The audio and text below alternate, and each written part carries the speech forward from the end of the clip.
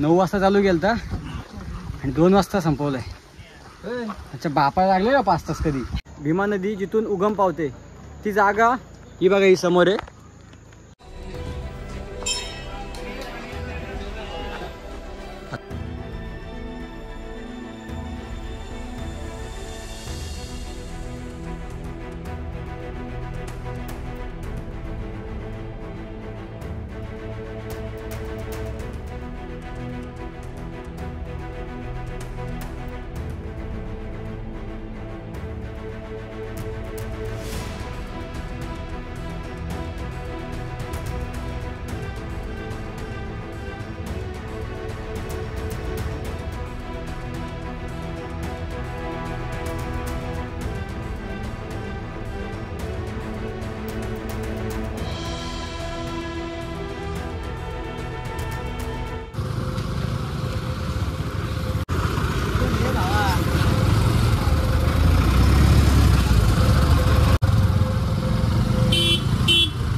राहतो का आता.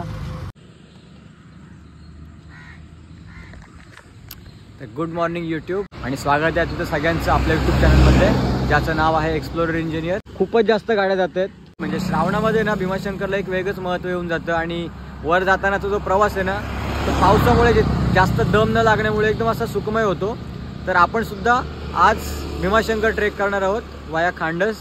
ट्रेक करण्याचा एकच रस्ता आहे, खांडसवरून तुम्हाला वर जायचं आहे. आपण तो ट्रेक करणार आहोत आज. मी तुम्हाला प्रॉपर लोकेशन देतो भाई, तुम्ही कुठून याल, कसं याल वगैरे वगैरे. कारण हा ट्रेक तुम्ही लाईफमध्ये किंवा मी तर बोले पावसाळ्यामध्ये एकदा नक्की करा आणि जसा अनुभव असेल ना मला नक्की शेअर करा की तुम्हाला हा ट्रेक करून कसं वाटलं ते.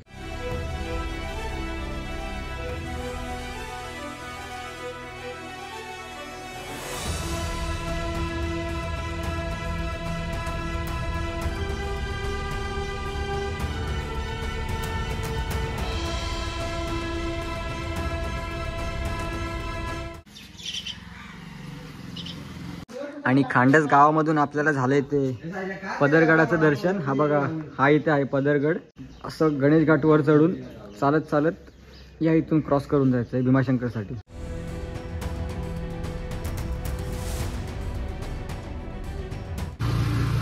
मागास पासून जाम खतरनाक आली असते, आता काय निघाला, आता संपलं.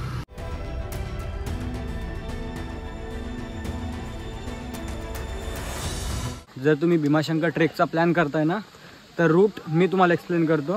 एकतर तुम्ही ट्रेक करून वर येऊ शकता आणि दुसरा म्हणजे डायरेक्ट बाईक घेऊन भीमाशंकरमध्ये तुम्ही येऊ शकता. जर तुम्ही ट्रेक करणार असाल ना तर तुम्ही खांडस या गावापर्यंत या. सगळ्यात आधी तुम्ही नेरळ रेल्वे स्टेशनवर उतरा, टॅक्सी किंवा रिक्षा पकडून कशेला या. तिकडून टॅक्सी बदलून तुम्हाला खांडस गावापर्यंत यावं लागेल. म्हणजे थोडक्यात भीमाशंकर बेस पॉईंटला तुम्हाला ती रिक्षा येऊन सोडेल. तिथून तुम्ही ट्रेक चालू करता. जर टोटल टाईम बोललात ना तर 3.5 ते 4 तास लागतात हा ट्रेक करण्यासाठी. तर भीमाशंकर ट्रेकचे पण 2 रस्ते आहेत. पहिला म्हणजे गणेश घाट आणि दुसरा म्हणजे शिडी घाट. तर मागच्या वर्षी शिडी घाटामध्ये एक ॲक्सिडेंट झालेला, त्याच्यामुळे शिडी घाट तात्पुरता तरी बंद केलं आहे. सध्या तरी तिथे जाण्यास परवानगी नाही आहे कोणाला. ॲक्च्युली शिड्याच काढून ठेवल्या त्यांनी. आता एकमेव रस्ता उरला तो म्हणजे गणेश घाट. म्हणजे 9 वाजता गाडी पार्क करून या ट्रेकला आपण सुरुवात केली. तर पाहूयात हा ट्रेक पूर्ण करण्यासाठी आपल्याला किती टाइम लागतो ते.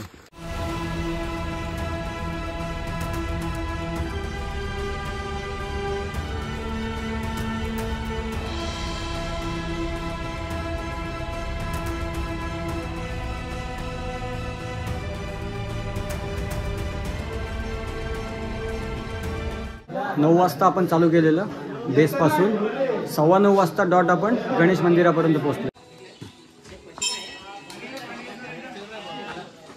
आपला हा जो भीमाशंकरचा ट्रेक होतोय ना, या टायमाला आपण 9 जण आहेत. 9 जण कोण कोण आहेत ना तुम्हाला सांगतो बघा. मी साहिल, प्रतीक्षा, राहुल, सूरज, ऋषी, त्यानंतर आपल्यासोबत आहे अशोक, तर आहे MB आणि धीरज. असे आम्ही 9 जण या ट्रेकला आलोय.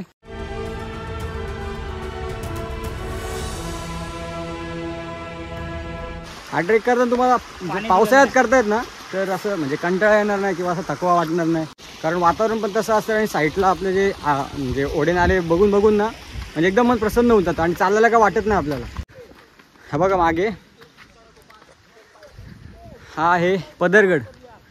यायचा प्लॅन आहे आपल्या इथे, पण बघू कधी सक्सेसफुल होतोय.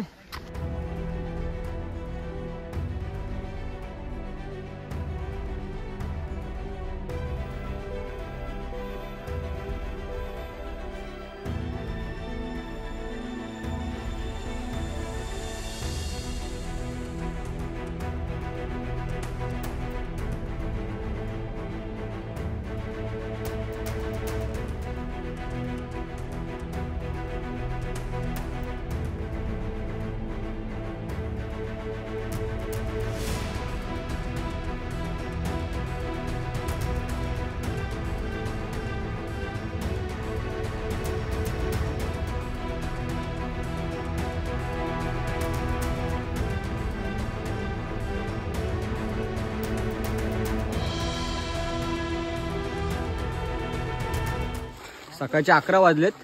9 वाजता आपण ट्रेक चालू केलेली. आत्ता आपण ज्या जागी आहेत ना तिथपर्यंत यायला ना आपल्याला मॅक्स टू मॅक्स 1 तास लागला पाहिजे होता, पण आपल्याला लागले 2 तास. सो जर ओव्हरऑल बोलायचं गेलं ना तर हा आपला ट्रेक आहे ना तो 4 तास प्लस ऑलरेडी झाला आहे. कारण किती केले आपण 3 तासात तर पोचू नाही शकत. म्हणजे ऑलमोस्ट 1 किंवा 1.5 म्हणजे 1.5चा अरायवल आपला आहे.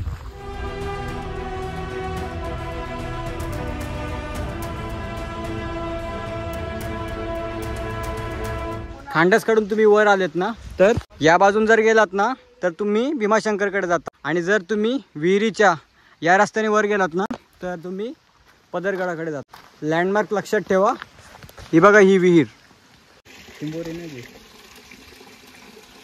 भाई आपल्यासोबत पब्लिक ना आली आहे, पण ना फोटो आणि व्हिडिओच्या नादामध्ये आपल्या ट्रेकचा जो ड्युरेशन आहे तो खूपच जास्त एक्सटेंड झाला आहे. म्हणजे आधी ते 3 किंवा 3.5 तास लागणार होते ना भाई, 4.5 ते 5 तास लागणार आता आपल्याला भीमाशंकर सर करण्यासाठी. आम्ही इथे वेट करतो कारण रस्ता एकच आहे. इथे आम्हाला भेटतील 10 मिनटं 15 मिनटं, बघू आता किती वेळ लागतो. 2.5 तास झाले आपण ट्रेक करतोय आणि आत्ताशी आपण त्या व्ही पॉईंटवर पोचलोय जिथून आपल्याला हा बघा हा इथपर्यंतचा रस्ता जो होता ना तो पूर्णपणे प्लेन्स होती, म्हणजे माळरान होतं, आणि इथून आपली चढाई चालू झालेली आहे.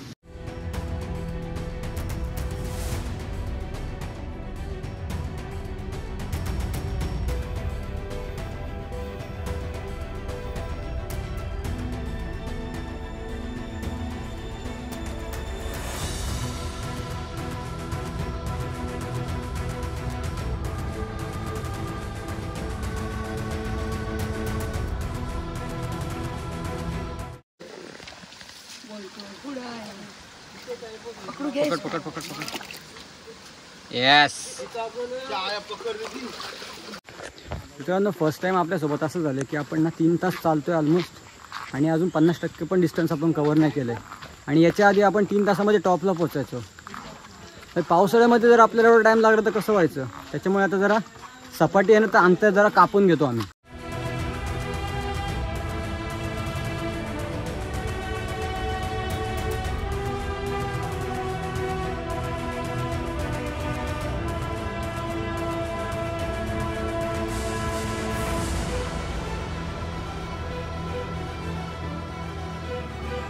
दुपारी 12 वाजता आपण पदरवाडीला पोचलो आहे. पदरवाडी म्हणजेच आंबे घाटाचा जो स्टार्टिंग पॉईंट आहे तिथपर्यंत आलो आपण. 3 तास लागले आपल्याला या पॉईंटपर्यंत यायला. आणि रेग्युलर आपण जेव्हा हा ट्रेक करतो ना किंवा याच्या आधी जेव्हा केला तेव्हा आपण मॅक्स टू मॅक्स 1.25 किंवा 1.5 तासामध्ये आपण या पॉईंटपर्यंत पोचतो. पण आज तिकडे यायला आपल्याला 3 तास लागलेत. 12 वाजता आपण आंबे घाटात पोचलोय. एक 15 ते 20 मिनटं आम्ही नाश्त्यासाठी ब्रेक घेतला. व्यवस्थित नाश्ता करून पाणी वगैरे पिऊन आंबे घाट चढायला चालू केले. अशा काहीशी चढाई आहे.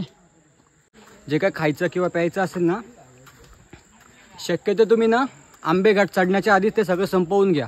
कंटिन्यू चढायचं मित्रांनो. थोडं पण प्लेन जागा नाही आहे जिथे तुम्ही आराम करू शकता. प्लेन जागा असेल तर पायांना पण थोडं रिलॅक्स होतं, पण पूर्णपणे चढाई असल्यामुळे भीमाशंकरला पोचणारा किंवा भीमाशंकरला जाताना सगळ्यात कठीण पॅच म्हणजे आंबे घाट.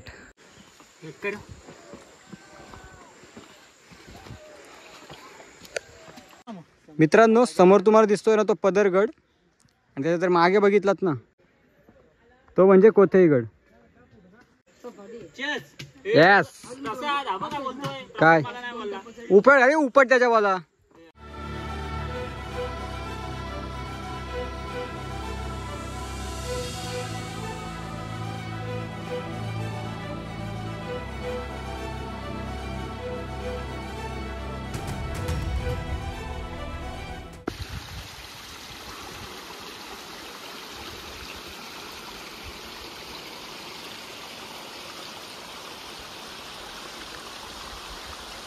दुपारच्या 1:30 वाजता आपण आंबे घाट जो आहे ना तो पूर्णपणे सर केला आहे. आता थोडीशी हे बघा सपाटी लागली आहे. म्हणजे मॅक्स टू मॅक्स इथून 20 ते 25 मिनटात म्हणजे पकडा 2 वाजेपर्यंत आपण टॉपपर्यंत पोचणार आहोत. आणि इथपर्यंतचा प्रवास ना खूप जास्त हेक्टिक होता, कारण ना पाऊस नव्हता, ऊन जास्त होतं त्याच्यामुळे जरा. पण ठीक आहे, जसे जसे आपण वर पोचतोय.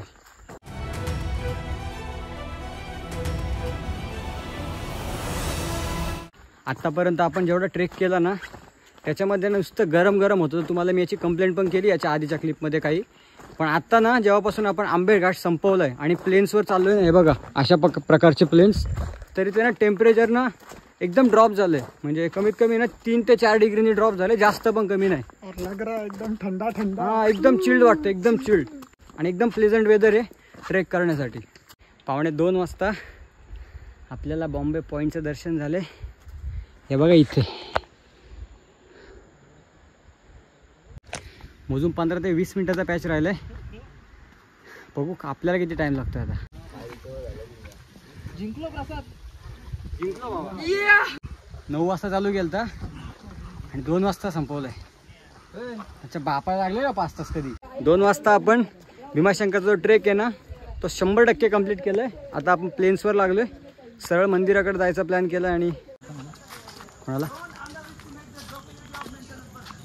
इथे थांबलेलो तेवढ्यात आमच्यापैकी जो पार्टनर आहे MB आपला फोटोग्राफर, तो बघा सेटअप नाही, फुल सेटअप.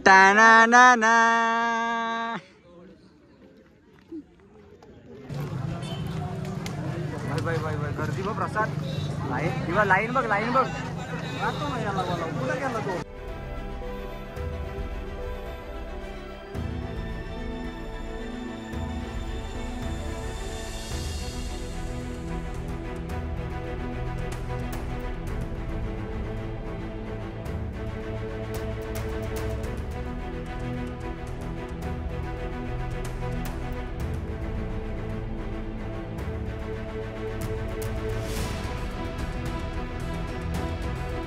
भावांनो आम्ही ना एका हॉटेलमध्ये बसलेलो. इथे ना मेनू कार्ड मध्ये बघा काय लिहिलं तुम्हाला पण दाखवतो. ऑर्डर सर्व करण्यासाठी 10 ते 15 मिनिटं लागतील. एकदा दिलेली ऑर्डर कॅन्सल होणार नाही. ओके. पण खालचं बघा, एक मिसळ एकासाठी, दोघात खाल्ली तर 50 रुपये एक्स्ट्रा. आता याच्यावर तुमचे काय थॉट आहेत ना ते कमेंट करा, बघू पब्लिक काय बोलते. 3:30 वाजले दुपारचे. नाश्ता वगैरे दाबून करून आता आपण भीमा नदीच्या उगमस्थानाकडे जातोय. आता जेव्हा आपण मुखदर्शन घेऊन वर आलो, नाश्ता केला, त्याच्यानंतर जे वातावरण झालंय ना भावांनो इथलं एकदम खतरनाक. हे बघा आत्ता जस्ट ऊन येतंय, पण जे मागचे मंदिराच्या वरचा जो भाग आहे ना तो पूर्णपणे धुक्याने नटलेला आहे.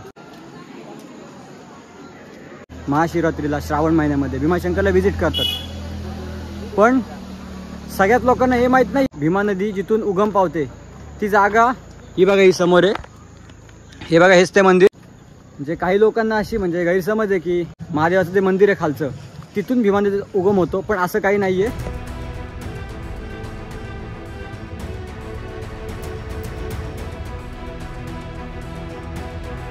5 वाजलेत. 5 वाजता आपण उतरायला चालू करतोय. आता येताना आपल्याला 5 तास लागलेले वर. आता खाली उतरताना किती टाइम लागतोय ना ते तुम्हाला मी खाली उतरल्यावर सांगतो. आणि आपण ब्लॉग जो आहे ना तो आपला इथंच संपवतोय. जर ब्लॉग आवडला असेल ना तर व्हिडिओला लाईक आणि चॅनलला सबस्क्राईब नक्की करा. तुम्हाला जर काय हा व्हिडिओ हेल्पफुल आला असेल, वाटला असेल तर नक्कीच खाली मला कमेंट करून सांगा. चलो फिर बाय. भेटूयात पुढच्या नवीन ट्रेकमध्ये आणि पुढच्या राईडमध्ये. तोपर्यंत bye bye and ride safe.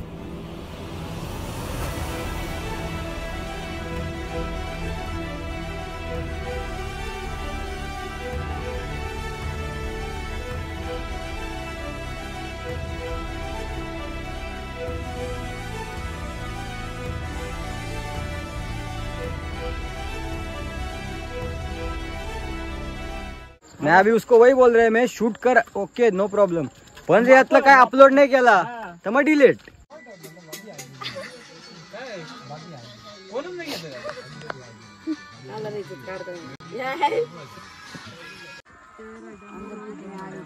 पता नहीं